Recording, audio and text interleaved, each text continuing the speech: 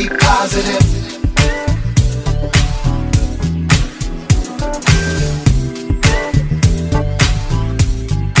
Just be positive.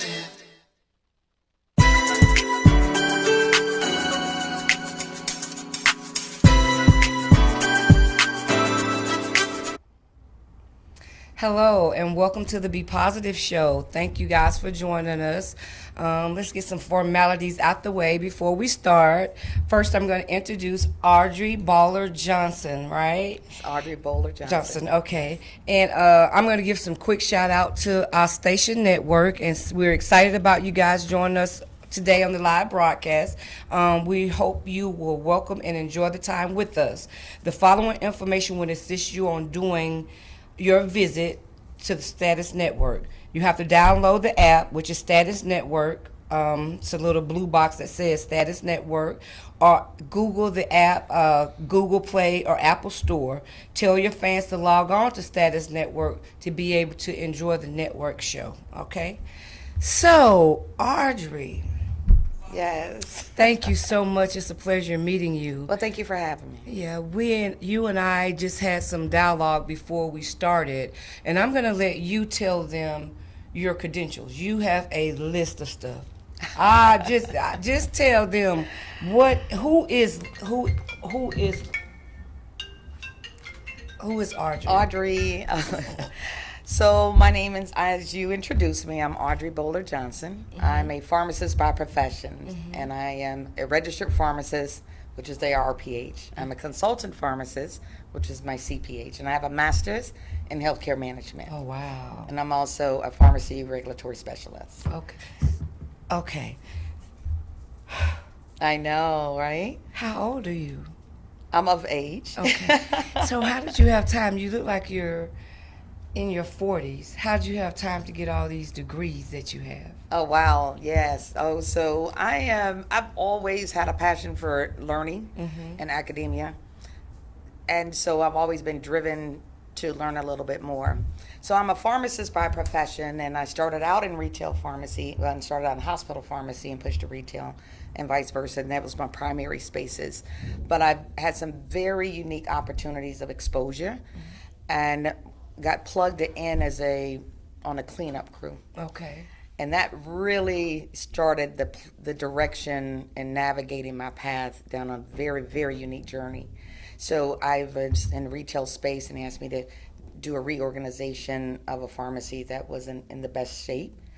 And so I was a part of a cleanup team and did that, a revitalization team. Then I got called for a hospital and to do a build out of an outpatient pharmacy. This is the first outpatient pharmacy that I did. So I do new pharmacy business startups as well. Okay. And from there I navigated down a path and had an opportunity, just a little fast forward, but I was doing independent contractor because I had become a mother. And I was newly married, and so I needed to be available for my family. So I independent contract and was able to do some fill-in supportive work in a specialty space. Okay. And then it just started navigating from there. And so I started educating myself to be prepared for those spaces, and it went from there to regulatory specialty, to compliance, to consulting, and so I've just enjoyed the process. So you are the CEO, the owner, director of Healing the Hues. What is that, and what made you decide to come up with that name?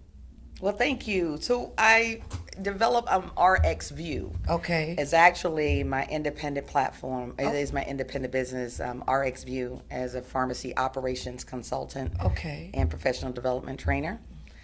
And while I was doing my performances, I really was still missing something passionately that didn't resonate, and I started looking into minority health. And so my minority health platform is entitled Healing the Hues, okay, which represents healing shades of brown, minority colors, brown, tan, and in that sector. So what made you think? I mean, did you have an experience, or is it something that you always had in the back of your mind that was important to you, that you let us, and when I say us, I mean the minorities, know about the importance of healthcare from your point of view? So it was both. Okay. It was both experience and interest, but primarily experience that really activated, and that's personal experience through my experiences of being ill or having family members and losing my father, and to absence of care. There was situation, but that really kind of penetrated and stirred it up in me. But for me professionally, as I shared with you, I've had some very unique opportunities, and I'm very thankful for those. However, as I continue to grow and go down those paths, most of the time, I'm the only one that looked like me in those spaces. Yeah. And then I just really would feel I would never feel uncomfortable because I'm very confident in who I am.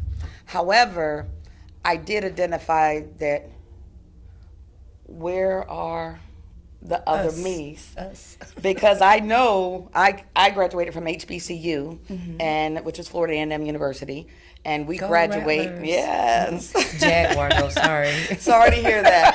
However, and since we graduate the most number of African American and most minority pharmacist professionals, we are underrepresented in a number of spaces. That was at conferences, that was on panels, that was in speaking opportunities, there was in, and so I was like, you know what? I would like to develop an opportunity for us to pull together and let's see where these professionals are, groom the upcoming minority professionals to continue on that play, and touch our minority patient population. So what do you think the new millennials that you will come in contact that's in the medical field, what is it that you think that with you and them as citizens together in the medical health, what do you think that you all can do to change the way minorities are we treated differently? Oh, wow. Yes, I'm glad you brought this on board. So we can really do a lot. So if we can do a slight rollback, just a little. So because when I started really looking into when I came up with Healing the Hues, I really had no idea the statistical numbers and impact that it actually represented. And as I started to do my little independent research, I ran across some very staggering numbers. Oh, wow. As in health inequity and disparities was actually a very big research interest and a research platform for the Office of Minority Health and the National Institute of Health, which are government entities underneath the CDC. And that opened my eyes, and I started doing my independent research. And then, wow, the reports that have been established and developed that represented those numbers and showed that we are 30% more likely to be identified with cancer in the later stages than non-Caucasian Americans. Why do you think that? Why do you think that we wait until the last? Are we afraid? Are we, there's a difference. We hear, when I was coming up, we would hear about Caucasian people cancer. But we didn't talk about that. It was like we were afraid. It's kind of like grief. We were afraid to talk about it. But then when we did talk about it, it was too late to talk about it. Correct. Why do you think that? Why do you feel that people of color are afraid to talk about the health care that they need? Well, there are a lot of influences, and that right there is why I'm saying let's unveil solutions, because we know the numbers and we've identified that there's a misrepresentation. So why doesn't Mr. Brown go to the doctor? Or why did Mr. Jones wait until late stage and he never told anyone that he was hurting? He's in stage 4. He never told anyone that he was bleeding. He never shared with his family, because there's some cultural influences, there's some stigma, there's some pride, there's ego, there are a lot of layers to that. And then there's just that disconnect. Now, there are some patients that have very good rapport with their healthcare professionals, practitioners or providers that are not the same as them. But there's another large population that will be more comfortable speaking woman to woman, black woman to black woman, or Asian man to Asian man, and that's just the commonality of human nature. But that could hurt us in the long run, couldn't it? Well, it's not really a matter that it hurts us in the long run. It's an innate thing. So here's some opportunity, which brings us to a second point of thought is that are our practitioners changing culturally sensitive? So cultural sensitivity is also an area of review and research that has taken place, as well as professional training. So there's cultural sensitivities, there's some cultural influences. Asians don't allow this particular behavior, or African Americans, we typically will, we don't do this, we embrace this type of foods, or we don't allow you to do blood transfusions. There's just some differences in cultures that we need to really layer down and reveal what those influences are, which is cultural sensitivity. So there's language barriers, there's literacy levels. So between literacy, cultural sensitivity, comfort, trust issues, there are a number of factors that become a layer before we can even get to the cancer, before we can even get to the point of wanting to go and be evaluated. Because it's a void, and then especially when you talk about men's health that's another. It's a whole nother level. That's another level. But collectively, let's start, because we can only eat this elephant one bite at a time.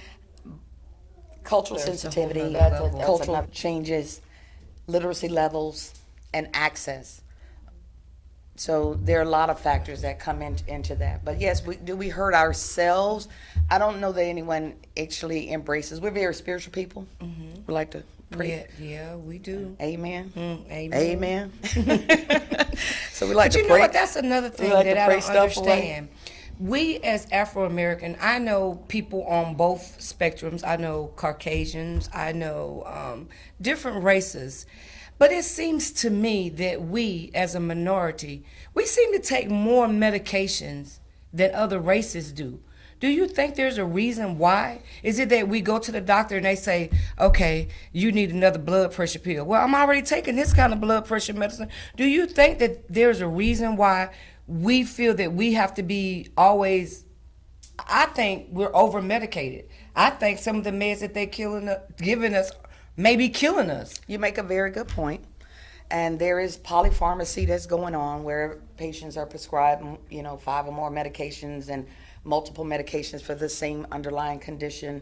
But we also have more comorbidities too, because we have a higher percentage of hypertension. We're higher represented in obesity. We have a higher representation with cholesterol. So we got hypertension secondary to our cholesterol. We got diabetes, and we also have so I'm gonna ask Jesus about that when I get up there. What was that plan about? What was the plan about? Exactly.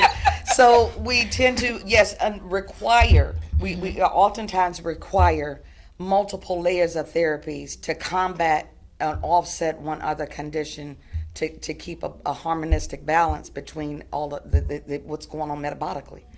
Now, what we have identified, and there's another wave of what's called pharmacogenomics, where they're actually drilling down to your gene composition to see how your body is actually responds or not responds, or metabolizes or not metabolize a particular category of medication. So we may have put you on Lipitor for your cholesterol, and only to find out that she doesn't, her profile, her allele expresses that she can't metabolize it. So you've been taking it to no avail, and that's why your numbers for haven't so moved. many years. Exactly.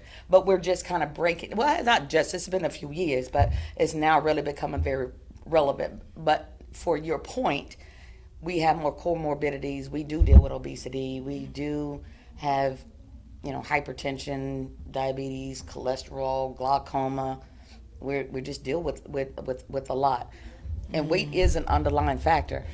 So if we could bring the weight down, we could take care of diabetes, hypertension, and probably some kidney function, circulation, aches, pains, muscle sores. We can knock out a whole lot with 10 pounds. So you saying that we just some fat people? That's what I'm saying that we like that's walking around that if we lose some weight, we might be cured of some things. What I'm sharing is that if we're more conscientious and more concerned, and not be so welcoming and embracive of our oversize. We were conditioned that big is beautiful. You know, larger was fine, and you know, or those things. There's just some cultural influences on this, and I don't want you to please don't express that the platform. When I say minority health, that's inclusive of Hispanic Americans, and you know, They're a minority as well. well, the term minority has just shifted because the population composition has just changed. So when we were minority as initially classified, Yes. now we're actually by statistical numbers the majority. But the census hasn't come out just yet. Yes. But it's expected that multiracial persons will be the leading population base within the next 20 years. I know I within the next asked 10 you years. this earlier, and I think we kind of like went off the course. What is it, I asked you, what is it that we as citizens can do to address some of the issues that you feel that need to be addressed? And how can we tackle them? I mean, I know you can't do it by yourself. If I come along, I can't do it. We need a circle of people to help push what it is that you're trying to push. What do you think we can do as a whole?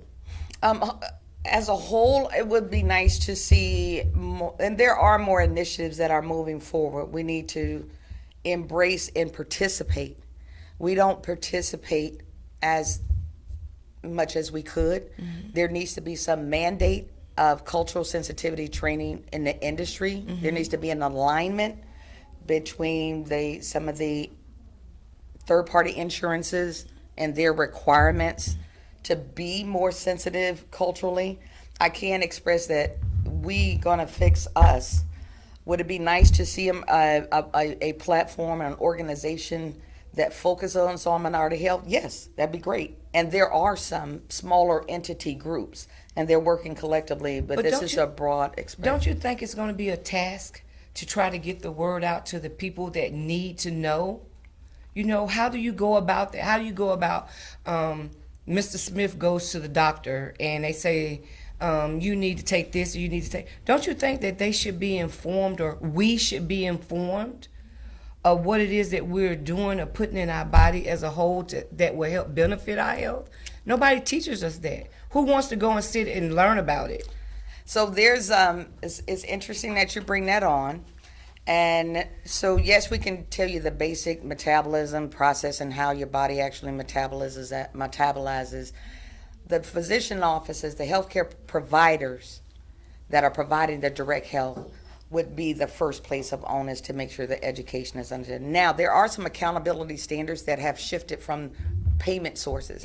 Now the doctor's offices are saying, okay, if Mr. Jones is not satisfied or he represents in the hospital under your provisional care, we're going to reduce your payment from us by 5%.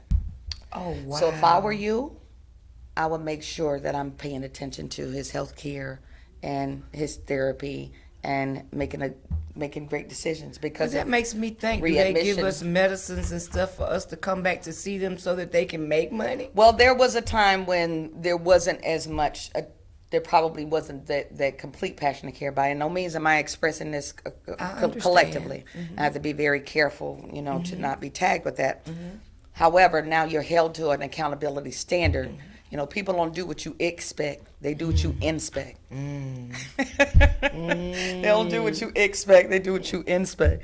So now that there are accountability standards and STAR standards, and now the entities say, you know what, we've spent this amount of money and we are still with the same staggering numbers of deaths, of illnesses, of multiple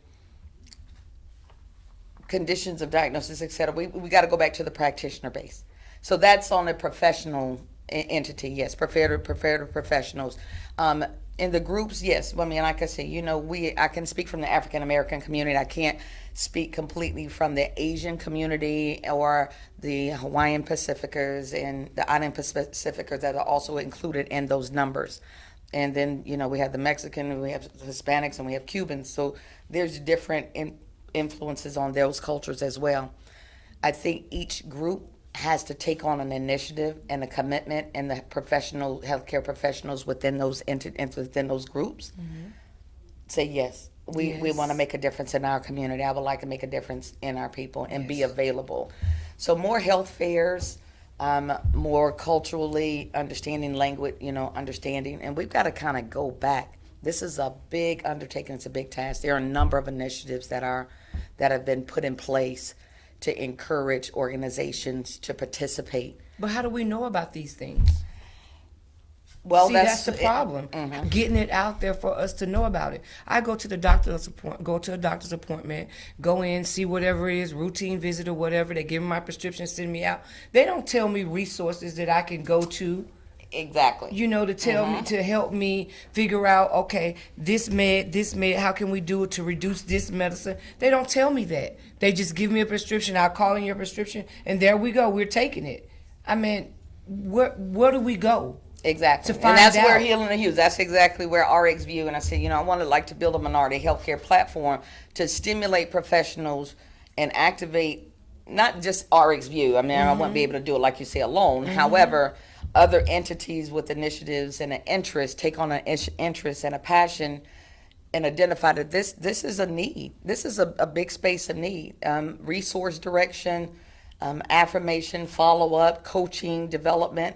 And those are things, services that I offer, but those are pieces of the missing that are in the puzzle. And those practitioners should have literature available in the office. And a lot of times there are, but oftentimes there's not. But they don't tell us about them. They're just sitting there for decoration. If we don't sit there and browse while we're waiting to be called back, then we're not going to even pay those things any attention. Correct. So I think the health care profession needs to be more aware of what we want to know about. Ask us what we want to know about. Do you want to know what this medicine does? Do you want to know what the reactions of taking this medicine? We're not informed. And I think we have done a better job as healthcare professionals in asking the patients, and they're doing a better job at offering literature and printed literature whereas times past, it really was not a very informative process.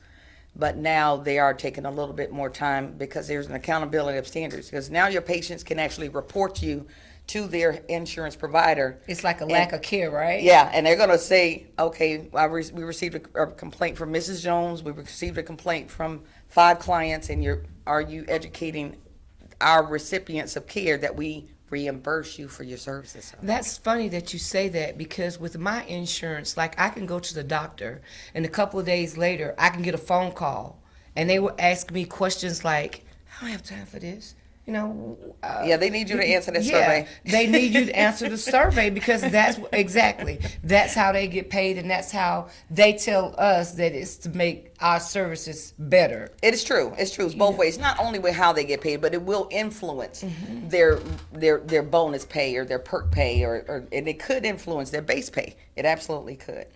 Okay. Another very interesting piece during my research that I've found in minority, new drug therapy, because you were talking about we don't know how these drugs work or if they're going to work for us, and why are we on so many. In reviewing and digging and looking, the representation, usually when a new drug application is released and a new drug comes onto the market, there's a general population a population of individuals in which it is studied on. Some are given a placebo, some of them are given an active ingredient, so they can qualify the therapy is active, how beneficial it is, side effects that may present, and those various things.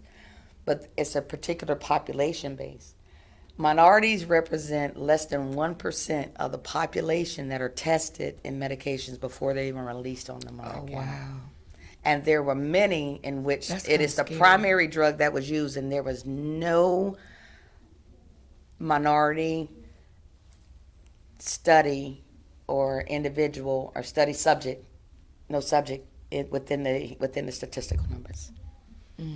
That's kind of scary, isn't it? So it's just expressing that, well, it's effective, and just to say that you're a minority doesn't mean it won't work in you. However, it is interesting that there's not a minimum required participant pool to be in that study, but do you to think make sure it's effective. But do you think it's because we as a minority don't want to take the time out to do what it is that they're asking us to do. That too. And that other people are more amped to say, okay, I'm willing to do this. We won't participate but we in the won't studies. participate. That's We correct. don't want to do it. You know, they call us on the phone, and I'm guilty of that. They call, okay, whatever, yeah, all right. I'll see y'all next time my appointment is, you know, because we don't want to take out the time. You know, it's sad to say this, and we talked about this. We, as a people, have our priorities actually mixed up. We think it's more important that we find out what chemicals we putting in our hair as to what chemicals we putting in our body. You know, it's kind of sad, but it's true. Now, what I can express is that over the last 10 years, we have seen an improvement in the numbers in the numbers versus like maybe we had a 38% obesity rate. Now we have like a 36.2. I'm not quoting those numbers specifically because we're still waiting on some research to come out. However, there has been a decline in some presentations of conditions. Obesity, hypertension's gone away, smoking cessation has increased, early childhood births. I mean, a lot of things. We've made some movement. We have made some movements, and I would have to attest that I do believe there has been some impact from the accountability standards on reimbursement, that some push down from Big Brother of National Institute of Health and the CDC, which is under the CDC, and OMH and those other entities that are paying attention and saying, hey, we're going to hold you accountable for the care of the general population, and this is what we need done. But also I'm really excited to see so many people exercising now, and such a movement and a wave in holistic medicine and herbal medicine and use of herbals and use of, you know, going green and doing smoothies. And so we have to appreciate the influence. I don't know if a lot of people are doing that just because everybody else is doing Hey, it. whatever the influence is, we're going to take that. Because I was just at Subway and a young lady, and I was really impressed. She must have been, and which is this age group, of about 22 to like 30. They're really heavy on this health crave and eating differently and eating better. And she got her spinach wrap with spinach. And she said, no, do you have some fresh spinach? And she made the gentleman get a new container of spinach. Okay, yeah, that looks better. She got her spinach and her bell pepper and her onion, and it was banana peppers, a little oil, and wrapped it up, and she was on her way. And I was like, good. You go, girl. I wish no, I could train no chicken, no fish, no pepperonis with all the extra cheese. I wish I could train my mind to eat like that.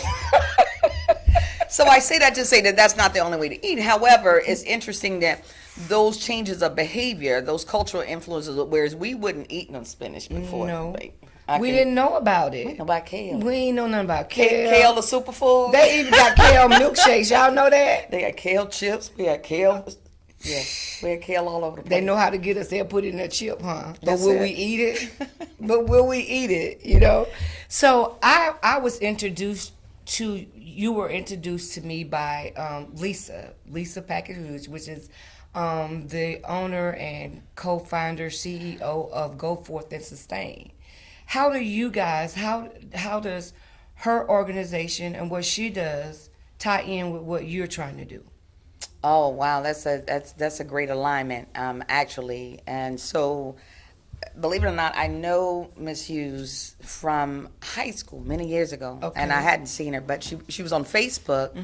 Somehow she came across my feed, and I saw what she was doing in the mental health space and some other initiatives that she has that she lifts up. But that was really the trigger for me. That was a mental health piece, because through my review and reading in minority health, mental health is a big underline. I was going to ask you about that. That's why I'm saying thoughts stay right here about the mental health, because we as Afro-American, I'm going to be doing my first speaking engagement in June at a grief conference, and I think I don't know, I may be wrong, but what is it about mental health that makes us afraid? What about mental health? So let me connect with Lisa Okay, Paget okay, Hughes, in her Go Forth and Sustain. Okay. It was very timely because I think it was in April, which was Minority Health Awareness Month or something, and I saw her and I reached out to her and I said, I'm launching a platform and focusing on minority health. I would love to connect with you because there is a big synergy between health and wellness and mental health. So to do some work and some collaborative efforts and partnership and working together, it's great. It goes back to what you said. What can we do, working together in the masses to join forces and make a difference and impact? Because And teamwork makes the dream teamwork work, makes and the no dream matter work. what avenue that you're coming, as long Yes. as you're bringing something to the table that's going to benefit the whole pie, Yes. then it works. Yeah, so I hadn't seen Lisa in many, many years. I mean, I know greater than, I think the last time I probably saw her it's at least been 30 plus years. So you're actually from Florida, right? You're Yes. from my hometown. I We am. ain't gonna tell nobody. So you have people that are there in Pensacola that will see eye to eye with you on where you're trying to go? Yeah, I believe so. I haven't actually made an extension, but I know Lisa Paget Hughes has made an imprint there. And so, yeah, I would think so. And not only just there, but just collectively. And in this wonderful world of internet, which allows us to touch people globally around the world, it's more important to me than just one localized space because it's a global issue. We've seen such an uptick in suicides, in minority, homicide, in domestic violence homicides. We didn't do that. You didn't kill your grandma. Why we always have to be on the top of the charts for all the bad stuff? Well, no, it's not really being able to talk about it.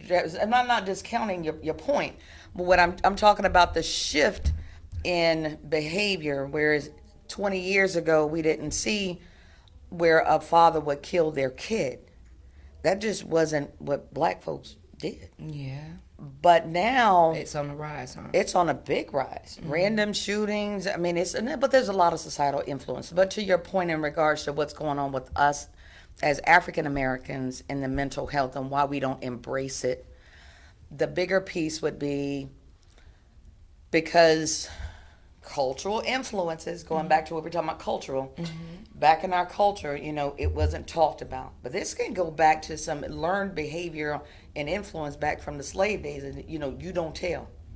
And what happened, don't nobody talk about it. Yeah, what happens in this house stays in What this then? house. Then it went to it went from the plantation thing to then, and then yeah. it went to what happens at this house stays in this house, and now it got to you don't tell nobody, and then it got to be a secrecy, and then you were like he crazy, and we didn't know about mental health because we wasn't really exposed. But now in this world of technology and we knew society's about changed, it, but we wanted to hide it. no, we didn't know about mental illness and mental wellness. Now I think there's a difference when you really want to look at mental wellness and mental illness. We all got a little crazy. Yeah, all we us do. got a little crazy. Cray in us. We do. We all Push got a the little wrong crazy. button, yeah. Try that if you want to. However, as far as embracing therapy and treatments and understanding that crazy doesn't mean you need to be written off or everybody avoids you and like the plague in your family.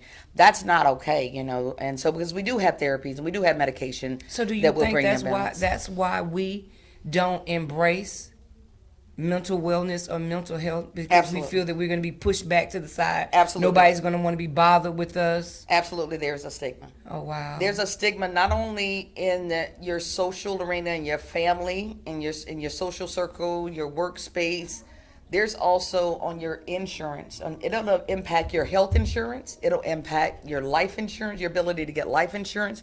Once you have been diagnosed, and a diagnosis code goes on your national health profile, you would be categorized different as a high risk. Now, I don't want to risk Mr. Jones who drink alcohol and he alcoholic and drink or whatever other participatory behaviors that they have.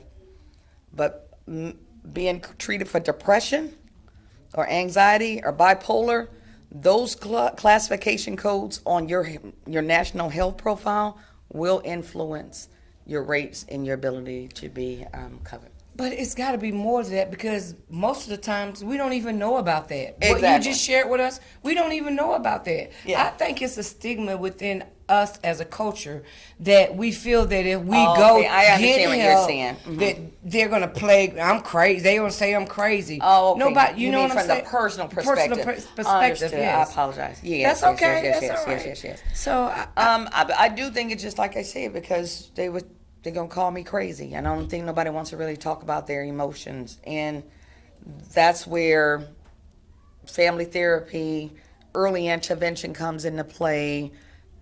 We need to do a better job and be more open in conversation about hurting, and be more receptive and less judgmental about how someone feels about a particular situation. Grief can push you there. oh wow. PTSD Yes. is not associated with just being in the war. Mm-hmm. So there are a lot of influences. But I would, before we lose time, like to speak on disparities. Go ahead. We've talked about Go ahead. inequity of care and knowledge and clinical disease, but disparity is another space too. And in that group, What does that entail? disparity will entail like those that are handicapped or that don't have access to health care, or blind. You know, someone is blind. Like, how sensitive are we to blind people? How sensitive are we to the handicap that may? I have a handicapped relative, and her frustration, her biggest frustration, is that because of her physical limitations or physical disability, people think she can't speak, so they talk around her. But there's nothing wrong with her mind. That's And her pretty speech mean. is slow. Well, it's mean because the perception is that she can't speak for herself, but she can. So she gets excluded, and they talk over and around her. But that happens with a number of disabled persons, that they don't have a voice. They aren't able to speak, and they just have to accept whatever care is given to them. If they don't have access to just get in their car and go to the doctor, get in their car and go to the urgent care if they don't feel well. There's a disparity in care, so there's not as much sensitivity, and the system is not as broadly embracing of those needs, disability veterans and things like that. Man, so people, do you think people that have disabilities, physical disabilities, are treated differently? Do you feel that they're not told of the resources that are afforded to them because they feel that, I don't know, it's just like I'm dealing with someone that has their leg amputated, and I think that they need to have some things done, but they don't have the resources or the ability to pay to get the help that they need. So they just push it to the side and I'm not going to worry about it. What can be done? I mean, it's like, I feel like it's a burden that I'm taking on when it's not really my burden. But I'm trying to do what I can to help, like you're trying to do what you can to help. What can we do? And that's a disparity space. It's a big space, and it needs some attention. We need more programming. We need more programs that are sensitive and embracing and provide access and provide care, more resources for them, those individuals, because they really are the least and left out. Yeah, They absolutely are the least. What is it? The least and left out. Yeah. least left out. Yeah. Yes. So when did you realize that there was an imbalance? When did you realize that? When you first decided that you were going to do RX View, or what? Probably my relative that had the situation. Now remember, it's planted a seed in my thoughts that we weren't treated with the best care, because she actually landed ill in the hospital once before, and I had to leave to go run an errand. And when I came back, they had her situated, but she wasn't able to reach a buzzer, a button, or anything. And it's like, so I go to the nurse and says, "You gonna just leave her down here?" Like, she can't call you if she starts to call for anything, because it's not equipped to support the needs. Accommodate. Couldn't turn the television on or turn the TV channel. You just sit there in silence. So it's Could like you nobody imagine really that? cared, huh? I don't know that they didn't care, or they don't know to care. And that's that sensitivity training and development training that professionals need. There was another friend of the family, and their son was a quadriplegic, limited quadriplegic, as well as with a trait. And unfortunately, that individual, he passed on, and I believe that it was the lack of attentiveness of his needs that led to his situation. Mm-hmm. But I've also been in healthcare settings where I worked in a specialty environment, and I had a patient family. You know, I was doing rounding to see how did their evening go, and they shared with me, it was like, he could have died last night. Now, he was a handicapped individual. He wasn't a minority individual, but he was a handicapped individual that had a trach and he's quadriplegic, but he was aspirating and he had no way to contact. And it just so happened that he had a good friend that came over late to visit and walked in as he was choking. It saved his life. But because the training is not there to really give a different type of attention to those groups that are disparate, that can't do 100% for themselves. Do you really think that that's training? I mean, some people should just have common sense. I was always told common when sense I was ain't common. I know, right? I was always told that when you were growing up, you got a job that you enjoyed doing. You know, you didn't go get a job at McDonald's if you ain't like flipping hamburgers. True. If you ain't like cleaning the dining room, you didn't do that. People choose their jobs. Yeah, and I think people choose jobs as titles instead of the care that the people really need. If you go into healthcare, I think you got to have a compassionate heart. You can't be compassionate about it, but I think it has to be some sense of compassion there to think about the people that have disabilities. You know, I haven't heard from Mr. Jones in room AC. Let me go down here and see if there's something, you know? Correct. So now there are some more standards that are require that they round more often and have to press a button, you know, to register that they went into that particular room. Okay. Not collectively, not all health systems haven't embraced that, but we are at least have it on the radar and we're moving in that direction. But disparities in health and inequity of care and minority health is a very big space. And we need to have, and I appreciate you allowing me to come on and have these conversations, because we do want to activate and motivate people to be more involved in their care, more managing of their disease, and more engaged so that they educate themselves and try to make wiser decisions and be honest with your physician. If you didn't understand him, say, no, I didn't understand that. Say that again. I think people are afraid to say they don't understand. Really? Why? That's a good question, Shira. I mean, why do you think people? I don't know. I guess they feel that if they say they don't understand, it marks them as someone that's not easy to comprehend, or they make people think that they're probably slow or stupid, or you know. So they just rather just sit back and just say, okay. Which goes back to what I was sharing earlier, which is literacy level. So if we actually kind of do a recap for some of those that may have joined late or may have gotten lost in the dialogue and the journey of minority health disparity and inequities. So we know that we got multiple factors that influence why some of the reasons why we have more diseases that present in us is because of our genetic composition, possibly. But we also have more cultural influences on the way we eat and our diet and our weight gain. But then we also have cultural influences of our choices. We got linguistic barriers. We have access issues. We don't have the transportation to go. We don't have the financial resources to go. So there are a number of them. And then there's also on the other side that professional development, training, preparation, and representation space as well. Okay. Well, I'm going to say thank you for joining me, and you're welcome to come back at any time. We're going to be wrapping it up. Is there what do you have in the near future that you see forth that you got going? You know, I know we trying to convince you to move here. Yeah. But it's like,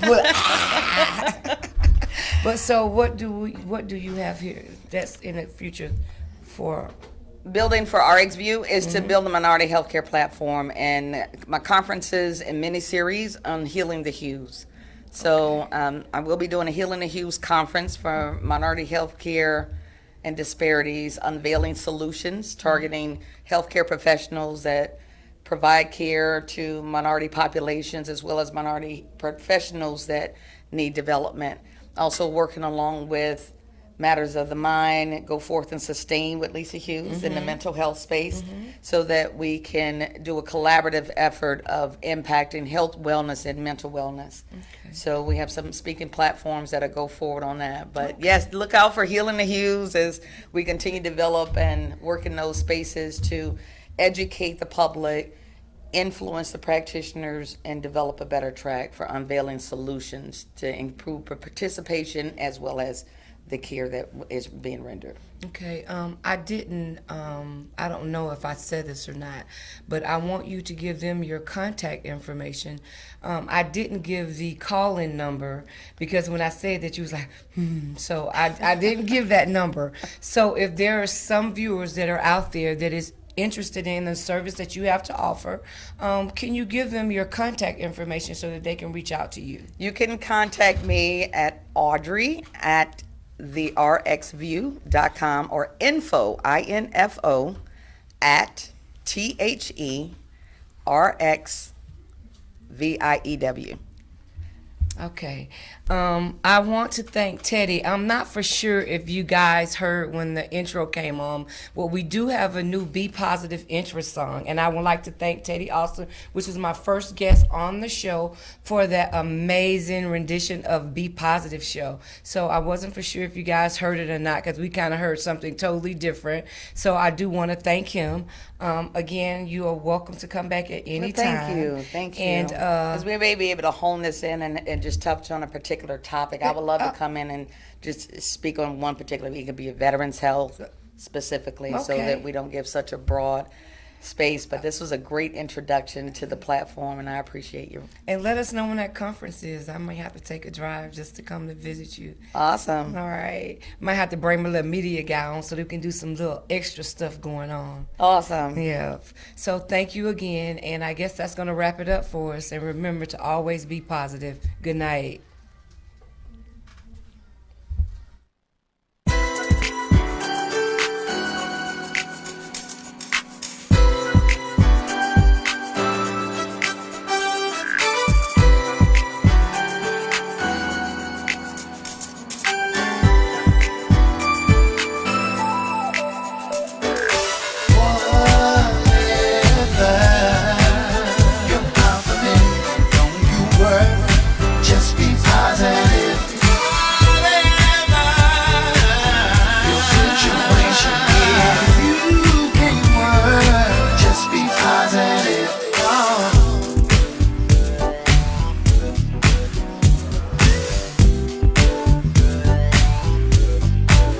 Be positive.